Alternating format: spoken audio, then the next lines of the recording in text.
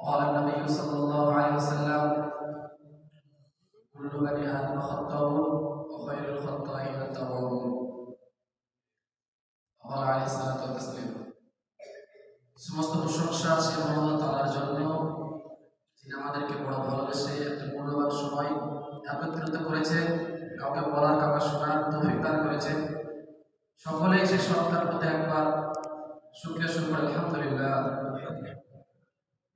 তারপরে পরে নবীর উপর শতকোটি দরুদ ও সালাম শান্তি বর্ষিত হোক, যে নবীর চিন্তা চেতনায় ফিকির একটাই ছিল, এ উম্মতি।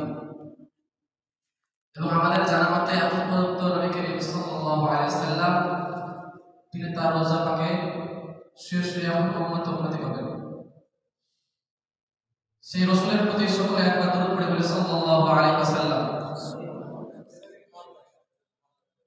উপস্থিত ছাত্রবৃন্দ এবং আঞ্জুমান পরিচালনা কমিটি সকলকে আমার পক্ষ থেকে আন্তরিক সালাম ও শুভেচ্ছা। কোরআন কারীম থেকে একটি আয়াত কারিমা পেশ করেছি, ইয়া আইয়ুহাল্লাযীনা আমানু তুবু ইলাল্লাহি তাওবাতান নাসুহা। আল্লাহ রাব্বুল আলামিন পবিত্র কোরআনের মধ্যে বললেন, হে ঈমানদারগণ, তোমরা তওবা করো খাঁটি।